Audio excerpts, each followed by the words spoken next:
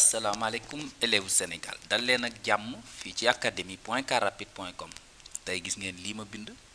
limite des fonctions trigonométriques donc dañ ciy def ay explications ak ay exercices ndax élèves yi dugg nañ ci forum Carrapide ne nañ ci ñëw il faut ngeen xam ne nag programme mu première S la wala T comme élèves terminale S yi aussi ak T yi ñu bëri dañuy dem ba classe de terminale duñ ko def lii tamit dina leen jëriñ pour nga mën limite de fonction trigonométrique nag moom mooy li ma leen wax rek su ma leen di wax saa su nekk rek ci vidéo Carrapide mathématique moom nag da ngay jàng say formule dañuy commencer par jàng formule bii waaye man li ma ci gën a intéressé mooy su ma amee limite quand x tend vers 0 de sinus x sur x égale 1 su ma ko jàppee nii kese damay sonn damay jël lan lay signifier en utilisant la limite des fonctions composées donc mën naa ne si limite quand x tend vers x0 de u de x xaaral sax u de x bi ma def ko couleur yi moom baax na ci torop égale 0 gars yi nee nañ alors limite quand x tend vers x0 de sinus de u de x sur u de x gars yi nee nañ c'est égal à 1 waaw loolu moo am solo nag loolu moom dafa am solo maanaam limite bi nan laa koy interpréter su ma utiliser le théorème sur la limite des fonctions composées su fekkee ne u de x day tendre vers 0 alors que u de x mooy nekk fii nekk ci suuf donc j'ai sinus de u de x sur u de x avec u de x qui tend vers 0 alors la limite c'est 1 ok bala maa continuer ci calcul yi rek def ci calcul yi damay jëlaat beneen limite mais il est bien évident que su ngeen jëlee limite quand x tend vers 0 de x sur sinus x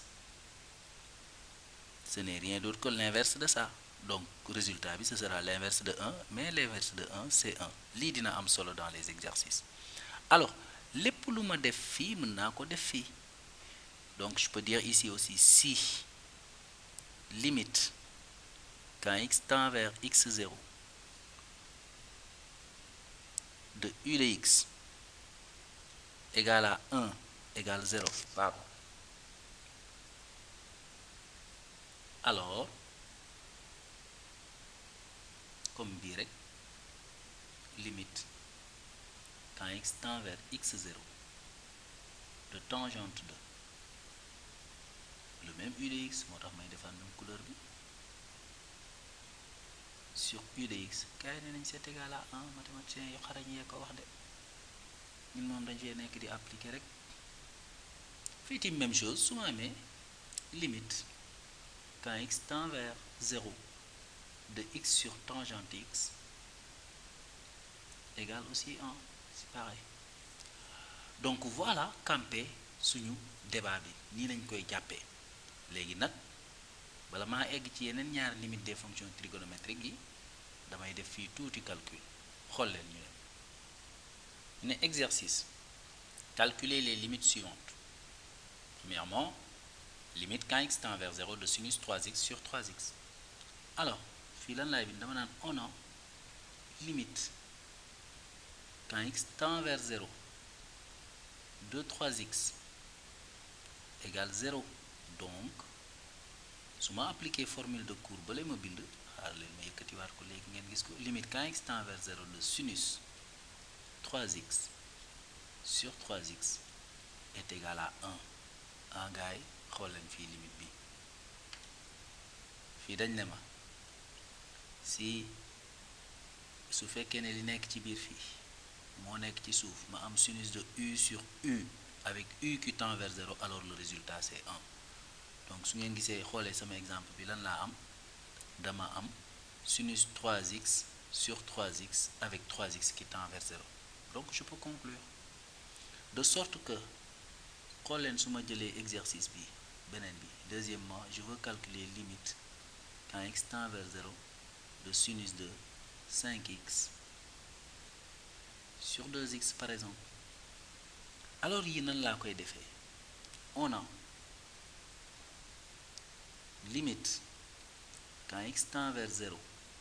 de sinus 5x sur 2x. Alors pour que ma mën a appliquer sama cours il faut que 5x bi nekk fii nekk ci suuf alors que man fii 2x laa am. Alors nu may def nii rek nu simple nii laa koy defee gars yi damay bind sinus de 5x sur 5x ma def lu may diviser ko par 5. waaw mathématique moom looloo ci intéressant, mën naa toujours multiplier et diviser par un même nombre, donc je multiplie aussi par 5 et voilà. Donc qui formule de cours nee na ma c'est égal à 1. Pourquoi? Parce que 5x tend vers 0. 5 demi c'est une constante multiplicative, je la remets tout simplement, donc le résultat c'est 5 demi. Allez xaar leen ma def beneen exemple gars yi. Troisièmement, je veux calculer, xaaral ma ñàngal ko tuuti rek. So sinus de 4x sur x, xool leen bu mel nii. Alors nu may def, on a man yooyu yëpp intéressé wu ma ci, li may bind rek mooy lii sinus de 4x sur x qui est égal à limite quand x tend vers 0 de sinus de 4x. Il faut que ma am la même quantité. Je rappelle que si x tend vers 0, 4x tend vers 0, sinus 4x tend vers 0. Mais pour que je puisse appliquer sama formule courbe la ci kaw, il faut fii ma am fii sinus de 4x. Multiplié par sinus de 4x. Parce que sinus de 4x bi maa fi dugal. Donc il faut me neutraliser ko. Donc là, gars yi point la de multiplier par sur 4x. Alors après lu ci des, multiplié par 4. waaw xool leen lépp simplifié wu na, 4 ak 4 bi day simplifié wu, sinus 4x simplifié wu, il va rester sinus 4x sur.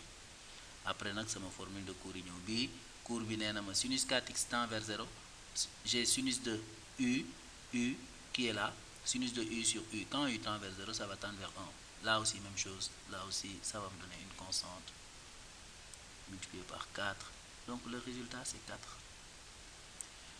waaw bon gars yi doyagum na. maa leen di convier ci yeneen vidéo ci académie.carrapide.com sur le calcul de limite des fonctions trigonométriques.